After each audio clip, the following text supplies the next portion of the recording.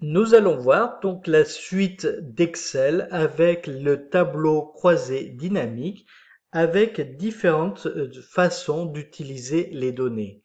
Nous allons faire un tableau croisé dynamique pour faire apparaître le montant des commandes par pays et par date.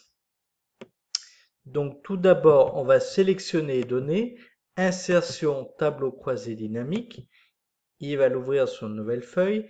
Je vais mettre donc les pays, je vais les mettre par ligne. Je vais mettre les dates de commande dans la colonne et ensuite le montant de commande. Donc ici, dans mon tableau, apparaît les commandes par date et par pays. Nous allons réaliser maintenant une moyenne des montants de commandes pour le pays France. Donc toujours pareil, j'insère mon tableau croisé dynamique. Le filtre, ça va être le pays France.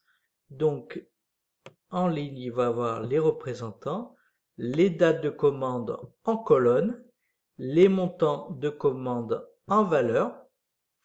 Ici, je vais appliquer mon filtre pour le pays France.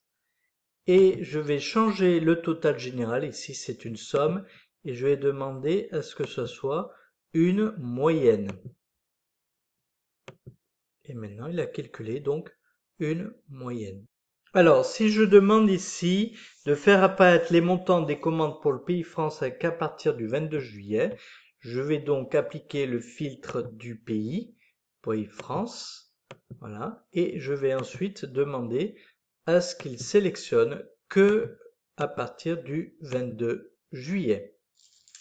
Si je veux faire apparaître uniquement les montants totaux de commandes par pays pour la journée du 17 juillet, je vais modifier mon tableau croisé dynamique, enlever représentant, donc en faisant comme ceci. Les pays vont être en ligne et les dates de commande vont constituer les filtres. Ici, donc, mon filtre, c'est que je veux uniquement les commandes du 17 juillet.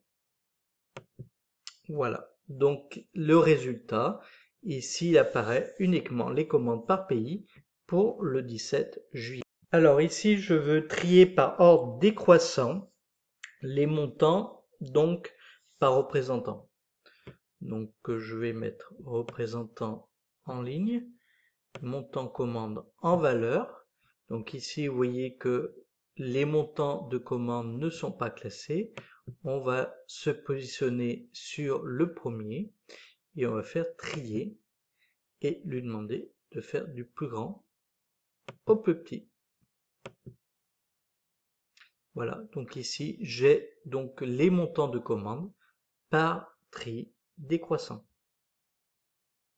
Ici, je veux afficher le pourcentage que représente chaque commande par rapport au total.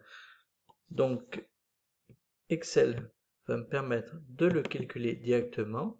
On va faire clic droit, afficher les valeurs et pourcentage du total général. Et ici, on sait, par exemple, que le première commande représente 14,81%.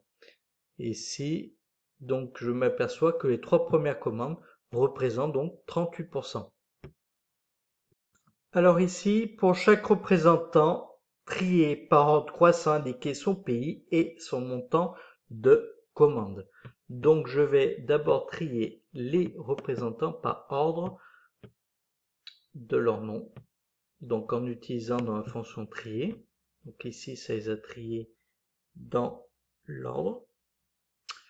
Et ensuite, je vais rajouter le pays dans la ligne. Voilà, donc ici, il apparaît chaque représentant avec son pays et le montant de. Alors ici, je souhaite réaliser un graphique qui représente la répartition des ventes totales par pays. Donc mon tableau croisé dynamique est tout prêt avec les montants de commandes par pays.